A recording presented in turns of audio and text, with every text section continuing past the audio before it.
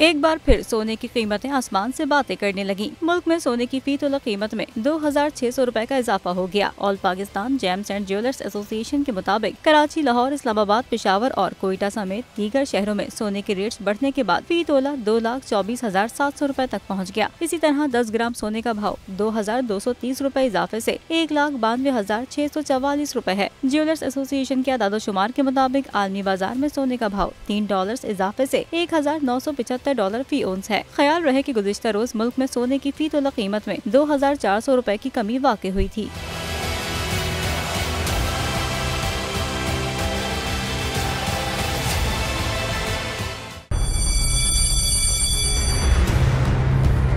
जामियात में चलता गोरख धंधा,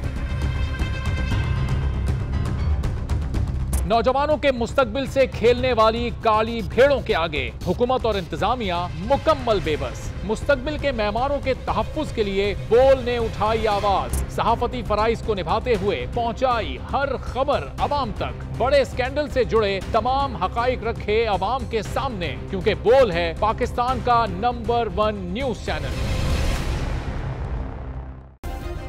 सब्सक्राइब करें और बेल दबाएं ताकि कोई खबर रह न जाए।